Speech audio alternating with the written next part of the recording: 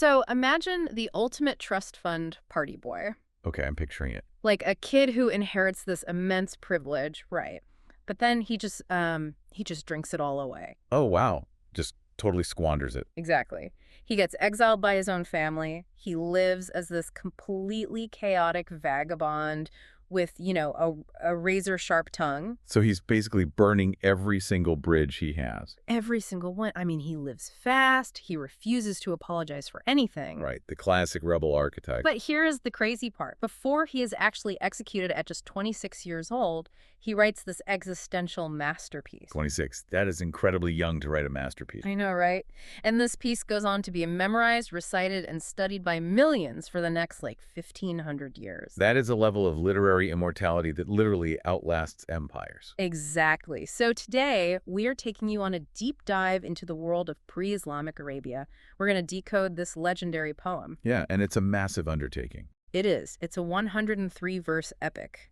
It's called a Mu'allaqa, and it was written in the 6th century by this young poet named Tarafa ibn al-Abd. Now, we have some really incredible sources to help us map this out today. We do. We're relying on this very meticulous Arabic scholarly commentary from al-Zazani, which breaks down all the ancient vocabulary. Which we definitely need for this text. For sure. And we're using that alongside some rich French biographical notes that reconstruct Tarafa's very short, very explosive life. Quite the combination of sources. Yeah, and our mission today is to figure out how this tragic young man blended, unapologetic materialism with this staggering depth of existential philosophy. Right, because to really understand the text, we have to understand the environment it was born into. 6th century Arabia. Exactly, before the dawn of Islam. It was a world defined by the harshness of the desert and the absolute necessity of tribal loyalty. Like life or death kind of loyalty. 100%. In this environment, oral poetry wasn't just entertainment. It was, their history, their journalism, their political propaganda, and their Wikipedia all rolled into one. So it had massive cultural weight. Oh, absolutely. If your tribe had a great poet, you had power. And Tarafa was supposed to be part of that power structure, right? I mean, he was born into the Bakr tribe. Yeah, the Bakr tribe, a very powerful lineage in the region of Bahrain and eastern Arabia. But his trajectory just, it gets derailed almost immediately. It really does. The French biographical sources paint a very, very grim picture of his early childhood. How so? Well, Tarafa was orphaned at a very young age when his father died. And in the Bedouin social contract, the extended family is supposed to step in. Like the uncles. Specifically the paternal uncles, yeah. Yeah. They are obligated to step in as protectors, but instead, his uncles swooped in and completely usurped the inheritance. Wait, they stole it? Yeah. The inheritance that rightfully belonged to Tarafa's mother, a woman named Warda. So they didn't just fail to protect him, they actively robbed him. Exactly. And you really have to imagine the psychological impact of that. I mean, I can't even imagine. Right. From his earliest cognitive moments, he learns that the very people who are, biologically and culturally mandated to be his shield, they are actually the predators. That is just primal betrayal. It is. That generational trauma becomes the lens through which he views the entire world. It fundamentally breaks the social contract for him. If you can't trust your own blood, who can you even trust? Literally no one. Mm-hmm. And because he was a child, he obviously couldn't fight back with a sword. Right. So he fought back with the only weapon he actually had, his mind. And he had a brilliant mind. He had this incredibly sharp, caustic wit. He started improvising satirical poetry against his own uncles. Wow. Just mocking them publicly. Basically, yeah. He would recite verses pointing out the hypocrisy of these strong men mistreating Warda's small, isolated children. So he was burning bridges and making enemies of tribal elders before he even hit puberty. That is exactly what he was doing. That sets the stage perfectly. He grows up angry, alienated, brilliant, and just completely untethered from the traditional tribal values. The values of, saving and collective security. Yeah. Instead, he becomes a vagabond. He indulges in wine and extreme extravagance, and all of that baggage is what he carries into the opening lines of his masterpiece. So if you're wondering where a poem like this even starts... Yeah, where does a rebel like this begin? It starts exactly where you might least expect, with a very ancient traditional trope. Okay, what is it? He is standing over the ruined, abandoned campsites of his beloved, a woman named Khawla. At a specific place, right? Yes, a place called Burqa Thamad. And he looks down at the faint, barely visible remnants of where her tent used to be. And he compares those ruins to fading tattoos. Yes. The Arabic word in the commentary is washam, right? Washam, exactly. He says the trench lines and the peg holes in the dirt look like the faint traces of a tattoo on the back of a hand. Why that specific image, though? Like, why a tattoo? It's a profound meditation on permanence and erosion. A tattoo on the back of a hand is meant to be permanent. Right. It's literally ink driven into the skin. Exactly. It's a deliberate mark of identity or beauty. But under the relentless progression of time and the harshness of the desert elements, even that permanent ink begins to blur. It fades. It fades, and eventually it completely erases.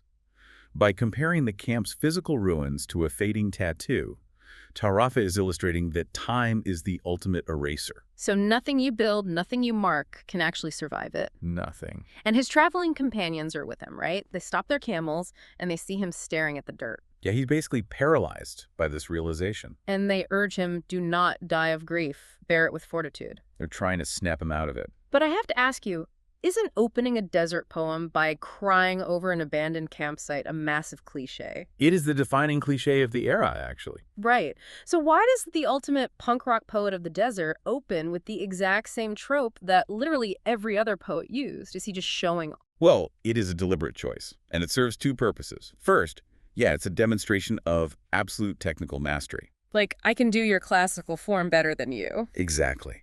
He is proving to the establishment that he can flawlessly execute their most revered forms before he, totally dismantles them. Okay, that makes sense. What's the second purpose? More importantly, the sorrow of the ruins is the psychological catalyst for his rebellion. He isn't just crying over a girl. What is he crying over? He is confronting his own complete powerlessness. Because he looks at those ruins and has a flashback to the morning her tribe actually packed up and left. Right. He remembers it vividly. He describes the women's howdahs, those large enclosed camel litters moving through the wide wadi in the early morning. And here, he introduces this massive metaphor. He compares these camel litters to immense ships. The sources mention Adhb ships, right? Yes, Adhb ships. These were majestic vessels crafted by a legendary sailor named Ibn Yemen. Let's unpack the mechanics of that metaphor because it's honestly stunning. It really is. He describes these massive ships cleaving through the ocean waves, pushing the water aside with their prows. And to make the visual even sharper, he compares the way the ship splits the water to a player's hand splitting a pile of sand. In an ancient guessing game, yeah. It was called Frayol. I was looking at the commentary on File, and it's fascinating. How did it work? Basically, it was a game where people would hide an object, like a ring or a stone, inside a mound of sand. Okay. Then the player would take their hand and aggressively slash the mound down the middle, splitting the sand to guess which half contained the hidden object. So it's very violent, decisive splitting of the earth. Exactly. Tarafa says the ship split the ocean exactly like a hand slashing through that sand. It's a very aggressive, unstoppable motion. Yeah. And he remembers Khawla in the midst of all this departure. The visual description of her is amazing. He describes her as a dark-lipped gazelle wearing a pearl necklace. And he mentions her teeth being brilliantly white against gums that were darkened with antimony. Shining like the sun hitting pure chamomile flowers. It's incredibly vivid, but wait, hold on a second. What's up? Tarafa is a nomad in the pre-Islamic Arabian desert. He's standing in a dry, sun-blasted wadi. Yeah.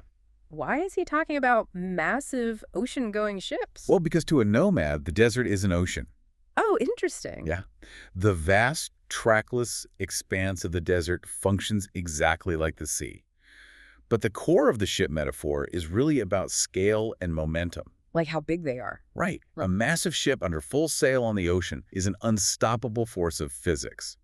If you're standing in the water, you cannot push back against the prow of an Adhb ship. It'll just run you over. Exactly.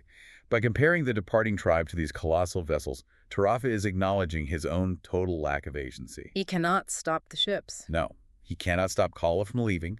He cannot stop time from fading the tattoo. He's entirely powerless against the passage of time and the movement of the tribe. And you can see his fight-or-flight instinct kicking in right here in the text. Because he realizes he can't fight the ships. So he chooses flight.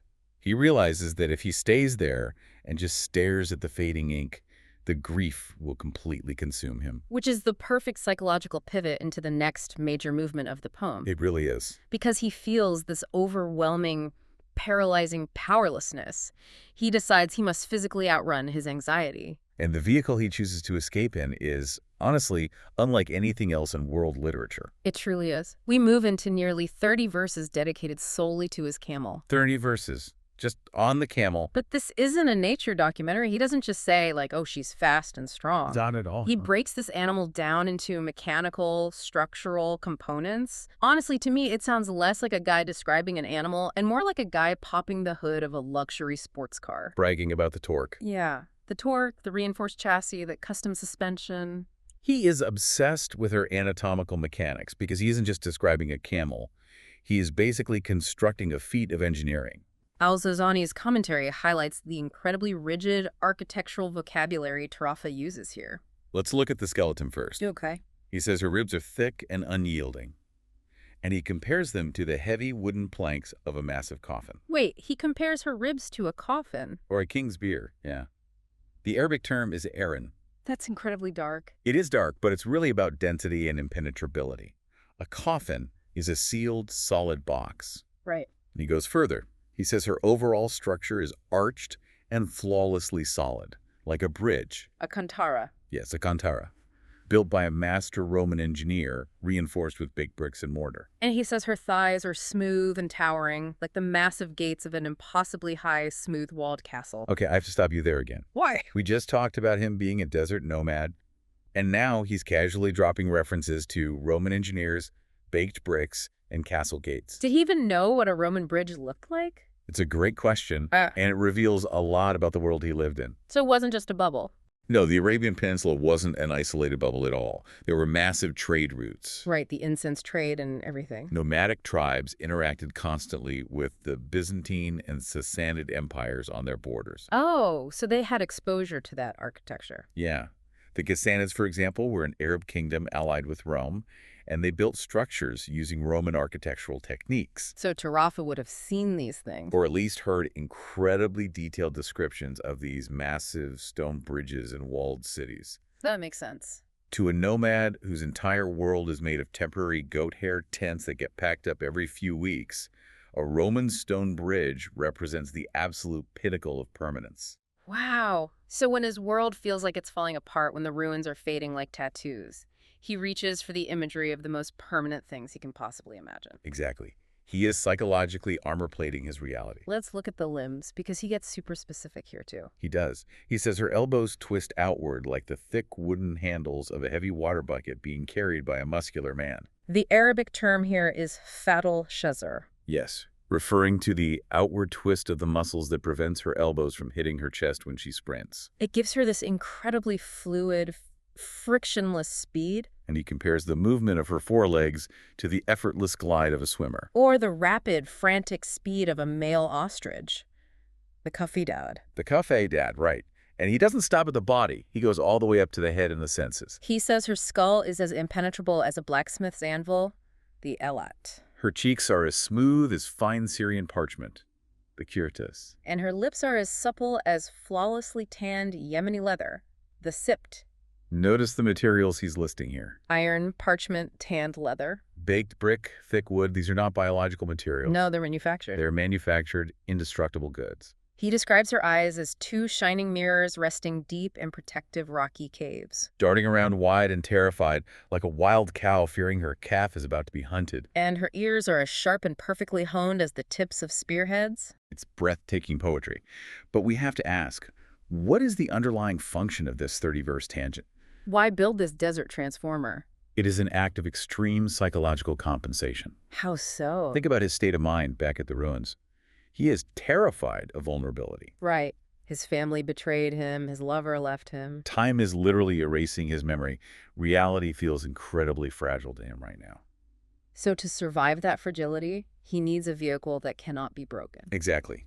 He cannot trust human bonds, so he places his absolute faith in an invincible machine made of stone, iron, and architecture. The camel is basically the physical manifestation of his desperate need to outrun his own mortality and grief. It is. But as we know, the tragedy of Tarafa is that you can't actually outrun your own mind. No, you really can't. You can ride the most indestructible camel in the world, but eventually you have to stop and dismount. physical escape isn't enough. He also needs social and sensory escape. Which brings us to a massive shift in the poem. Right. We leave the harsh, lonely desert, and he drops us straight into the sensory overload of the tavern. Moving into verse 46, we see him attempting to outrun his trauma through absolute indulgence. He abruptly shifts from this solitary, hyper-vigilant desert ride to boasting about his elite social status. He paints this picture of himself as a man of extremes. He claims that if you go looking for him, you will only find him in one of two places. Either sitting in the serious high-stakes council of tribal chiefs making decisions of war, Or you will find him deep in the tavern. and the tavern he describes is lavish. He talks about pouring the morning wine, the sabu. He describes his drinking companions as bright as stars, these noble, shining men. And they are being served by beautiful white-skinned singing girls wearing rich saffron-dyed robes. The Mussad, right? And striped cloaks from Yemen. He specifically points out that the girls sing naturally, with this soft, unforced beauty, lacking any harshness or strain. It is the absolute pinnacle of luxury. But then, right at the height of this boast, in verse 52, the poem executes a devastating, sobering pivot. It's a huge crash.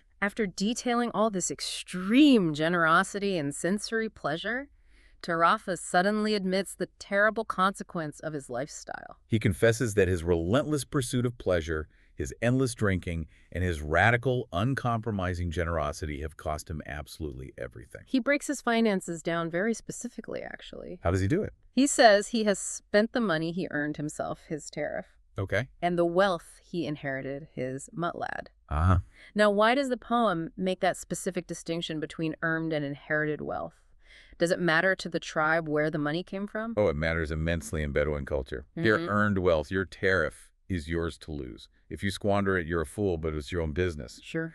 But your inherited wealth, your mutlad, represents the collective security of your bloodline. The safety net. It is the buffer that keeps your family alive during a harsh famine. Oh, wow. So by spending his mutlad on morning wine and singing girls, Tarafa isn't just hurting himself. No, he is recklessly endangering the future of his kin. And the consequence of that endangerment is absolute. He says his entire tribe shuns him. And the imagery he uses here is just gut-wrenching. He says he is left entirely alone, isolated like a mangy camel smeared with pitch. The Arabic term here is Mu'abbad. To understand the horror of that image, we have to look at ancient veterinary practices, don't we? We do. If a camel in the herd contracted a severe, highly contagious form of mange, the herdsman couldn't risk it spreading. Because it would wipe out their wealth. Exactly. So they would take foul-smelling, thick black pitch or tar and smear it over the infected animal's entire body to treat the mites. Gross, but effective, I guess. But more importantly, they would drive that camel away from the herd. It was complete physical and social isolation. He's recognizing that the tribe views him as the infection. His lifestyle, his hedonism, his radical generosity, they don't see it as noble. No, they see it as a contagious disease that will bankrupt the whole tribe. You have to ask yourself, listening to this, isn't his tribe actually making the right call? It's a fair question. I mean, we're talking about a desert survival culture where a bad drought means people literally starve to death. Right.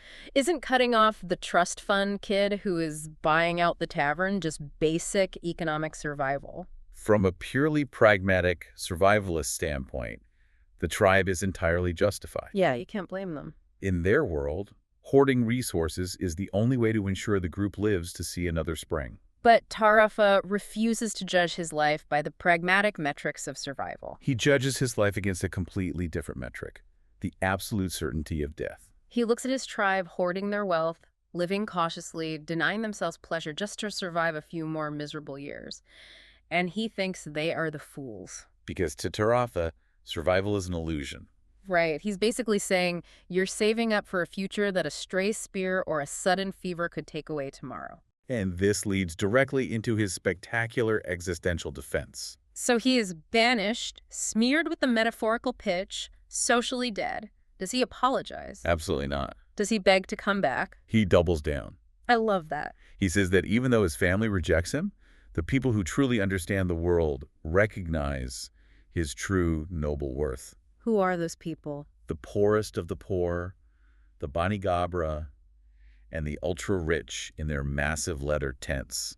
He violently rebukes the cautious men who blame him for spending his money. He issues a direct challenge. He says, "Can you guarantee I'll live forever? If you cannot ward off my death, then leave me alone. Let me spend my wealth and enjoy it before it's too late." It's basically like, if you can't make me immortal, don't tell me how to spend my mortal time. It's incredibly modern. And then he lists what he calls the 3 pleasures. He says that without these 3 specific things, he wouldn't care if he dropped dead today. These 3 pleasures are the core of his philosophy. They really perfectly balance pure sensory hedonism with aggressive chivalric action. What's the first pleasure?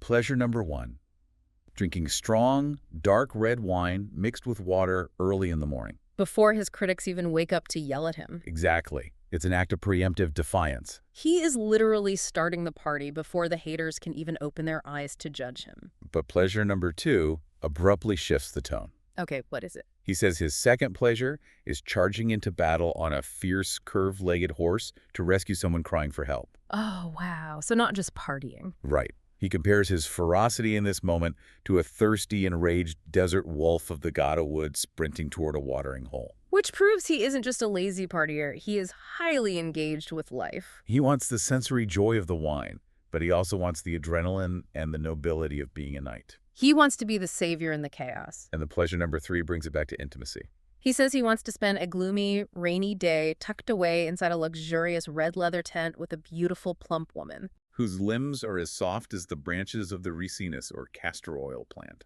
It's a vision of a warm, romantic, sensory sanctuary while the harsh weather rages outside. So he lists these 3 things: wine, battle, romance, and then he concludes this section with a profoundly revealing justification. He says, "Let me water my head," meaning let me drink my fill while I'm alive, lest I die and my soul's bird, the Hama, goes thirsty in the grave.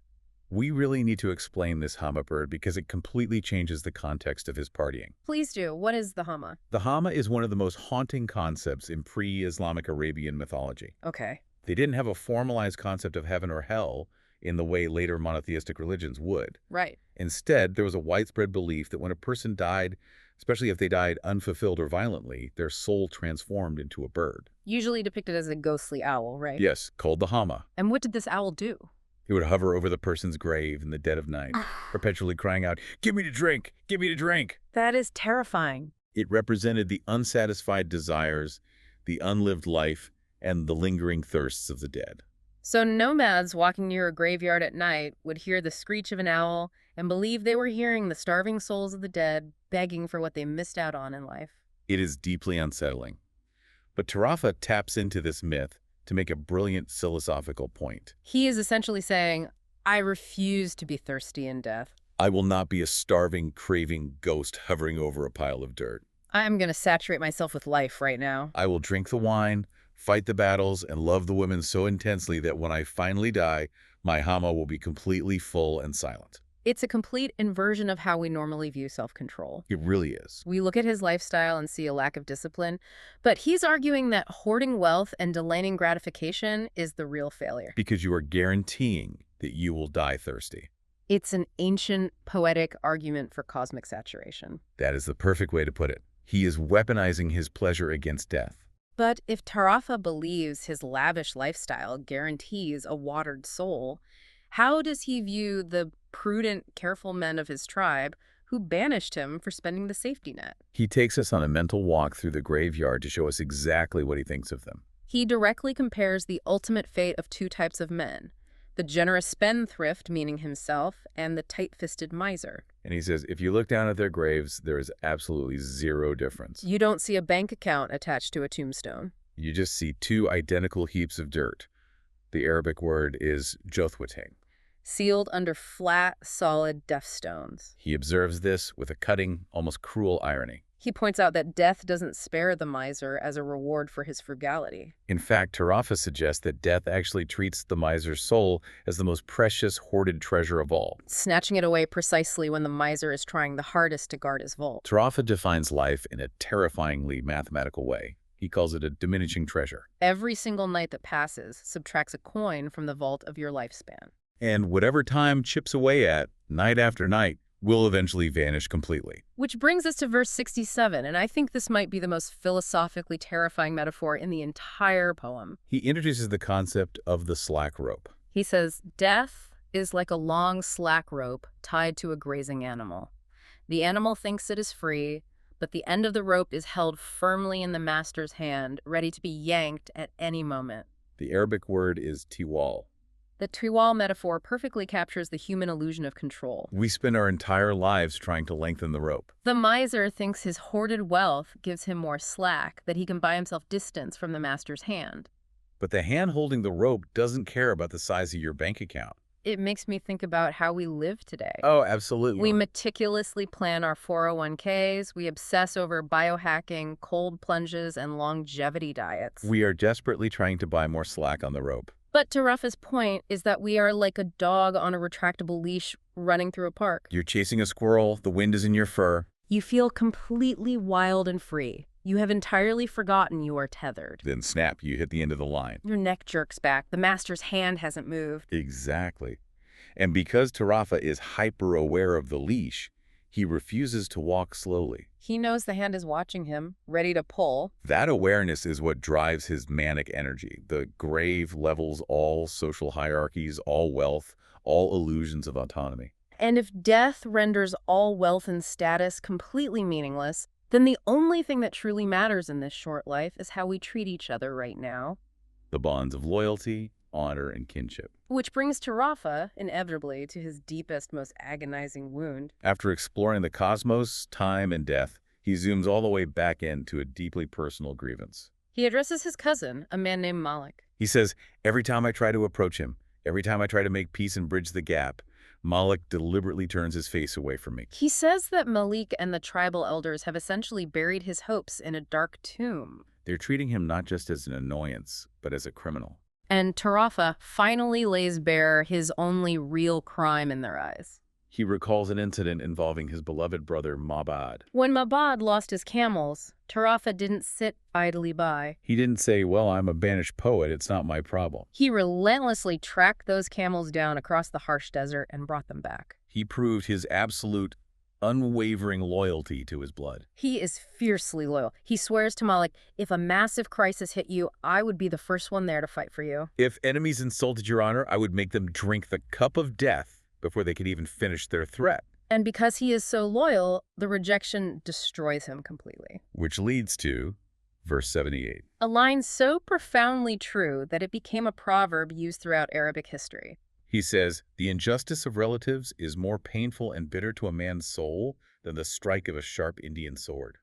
Think about the psychology of that line. Why does the sword strike hurt less? Because when an enemy on a battlefield swings a sword at you, the universe makes sense. Enemies are supposed to attack you. The rules of engagement are clear. You can defend yourself. But when your own blood attacks you, the very laws of gravity in your social world collapse. It is a psychological dismemberment. As we discussed earlier, his uncles usurped his mother Warda's inheritance when he was a defenseless orphan. The betrayal is baked into his DNA. A sword wound is a physical trauma that heals into a scar.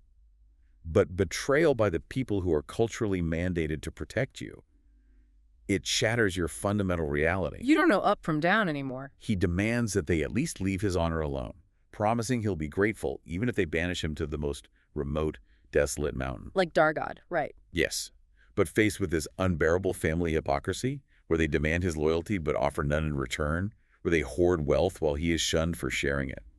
Tarafa doesn't just sit in the desert and write a sad, defeated poem. No, he is a rebel, and rebels act. He takes an action so outrageous, so incredibly provocative, that it forces his family to literally swallow his philosophy. This is where the story goes from philosophical to absolutely chaotic. It really does. Tarafa sets the scene by describing himself physically and mentally. He says he is lean, sharp, and quick-witted, comparing his head to the alert, twitching head of a venomous snake. He mentions that he is never without his perfectly sharp Indian sword. The very sword he just used in his metaphor about family betrayal. Exactly. He calls his sword a trusted brother that cuts clean through on the first strike. Then he recounts a specific, shocking incident. It's night at the tribal encampment. He walks into a herd of sleeping camels, holding his drawn Indian sword. And he doesn't just pick any camel. No, he deliberately targets and slaughters the fattest, most precious, most highly valued camel in the entire herd. And who does this prized camel belong to? A harsh, wealthy, stubborn old chief. His uncle. The exact same uncle who represents the hoarding, stingy, hypocritical establishment that robbed his mother and banished him. The uncle wakes up, sees his most prized financial asset lying dead and bleeding on the sand, and is predictably horrified. He screams to the tribe, "Look at the disaster this drunkard has caused." He demands that Tarafa be severely punished. But then the best part happens. A wise man in the tribe intercedes and basically says to the uncle, "Look, leave him alone." The guy is clearly unhinged right now. He has his sword drawn. He's venomous. If you attack him, he's just going to slaughter the rest of your herd out of spite. Plus, he's going to feed us all anyway. This is the ultimate manifestation of the tragic poet's rebellion. Tarafa uses his sword to physically destroy the very thing his uncle values most. Hoarded wealth. But he doesn't destroy it just to let it rot in the sun. He forces a communal feast. The servant girls take the massive cuts of meat and they extract the unborn calf from the slaughtered camel. Which was considered an absolute decadent delicacy in Bedouin culture. And they roast it all in the hot ashes. I used to think of this like a teenager stealing his dad's car and crashing it, but it's so much deeper than that. It's not petty vandalism. It's more like a rogue hacker infiltrating a billionaire's offshore server, deleting the hoarded billions, and using the funds to magically erase the medical debt of an entire city. It is a targeted act of anarchic wealth redistribution. It is brilliant. He forcibly democratizes the miser's wealth. He turns private, hoarded capital into communal sensory joy. The scene ends with the entire tribe, including the furious, grieving uncle sitting down and eating the roasted meat. He forces his uncle to physically digest his own savings account. It's an incredible power move. But you can't pull a stunt like that and expect to live a long, peaceful life. No, you can't humiliate the power structures of your world without consequences. And Tarafa knows this. He is deeply fatalistic. He knows he has made too many enemies. He knows the master's hand is gripping the slack rope, preparing to yank it. And so, he uses the final verses of his Mu'allaqa to write his own epitaph. He speaks directly to his niece, his beloved brother Mubbad's daughter, giving her very specific instructions for his impending funeral. He tells her, "When I die, announce my death with the praise I actually deserve. Tear the collar of your dress for me." Which was the traditional visceral show of deep mourning. But he vehemently forbids her from mourning him as if he were just some average, cowardly man. He says, "Do not weep for me like you would weep for a man who slinks away from battle." A man who's bullied in the councils, a man whose life meant nothing. He boasts that his extreme courage, his noble lineage, and his fierce independence have always forced other men to respect him, even if they deeply hated him. He says, "My path is clear, my night is not eternal." He remembers standing firm in terrifying battles where the muscles of other men were literally twitching with fear. The Arabic phrase is the fries trembling. But he stood his ground specifically to protect the vulnerable people behind him. And then he looks at time itself. He can feel the footsteps of fate. He says, "Death counts the souls. How close is today to tomorrow?" This culminates in his final haunting wisdom in verse 103. "The days will reveal to you what you were ignorant of, and news will be brought to you by someone you did not hire, nor give a travel sack, nor set an appointment with." The unhired messenger. We have to look at the French historical context again to see how eerily prophetic this was. Tell us how it actually ended for him. Carafa's caustic wit didn't stop with his uncles. He eventually targeted the king of Hira, a powerful ruler named Amira ibn Hind. He mocked the king. Tarafa mocked the king and his family in his poetry. The king was enraged, but cunning. He didn't just execute him openly. He didn't execute Tarafa openly, which could have started a tribal war. Instead, he called Tarafa and his uncle Al-Mutamas to the royal court. Okay. He gave them each a sealed letter, telling them to take these letters to the governor of Bahrain, ostensibly to receive a rich reward for their poetry. But the letters were a trap. Yes, the letters actually contained their own death warrants, ordering the governor to execute the bearers immediately upon arrival. On the journey, Al-Mutamas got suspicious. He found a boy who could read, had him break the seal and read the letter, and upon hearing the death warrant, Al-Mutamas tore it up and fled into exile. But Tarafa didn't flee. No. Whether out of immense pride, a refusal to break a royal seal, or pure fatalism, Tarafa refused to have his letter read. He just kept going. He continued the journey alone, delivered the letter to the governor, and was executed. He was around 26 years old. He delivered his own death warrant. The news was brought by someone he didn't hire, exactly as he wrote. It really makes you wonder. Did he know? Did he suspect what was in the letter, but decide that running and hiding would be a betrayal of the philosophy he'd just written? It's a compelling thought.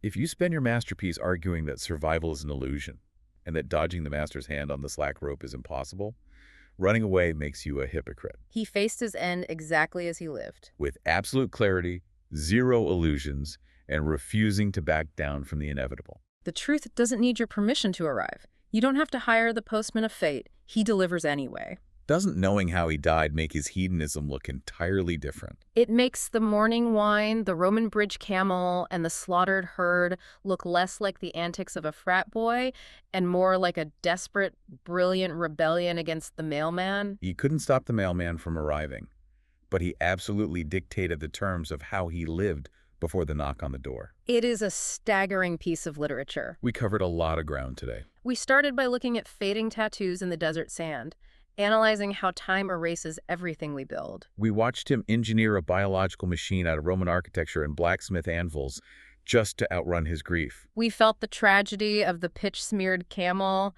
banished for the crime of extreme generosity. We explored the existential challenge of his three pleasures, his desire to water the hummingbird of his soul before he hit the grave. We stood in the graveyard and realized that the slack rope of death is tied to all of us, miser and rebel alike. We examined the profound psychological trauma of family betrayal, a wound deeper than a sword strike. We witnessed the chaotic brilliance of slaughtering the uncle's prized camel to force a communal feast. And finally, we read the prophetic will of a young man who knew his unhired messenger was already on the way. Tarafa's short, explosive life forces us to ask a terrifying question about how we are living right now. We spend our days building secure little castles. We hoard our resources. We avoid risks. We try our hardest to buy just a few more inches of slack on the rope. We convince ourselves that if we are just careful enough, we can outsmart the master's hand. But if the hand of fate holds the end of the rope, regardless if the unhired messenger is coming, whether you save your pennies or spend them, perhaps true immortality isn't found in merely surviving as long as possible. Perhaps true immortality is making sure that when that rope is finally pulled, it catches you in a full, unapologetic sprint. Thank you for joining us on this deep dive.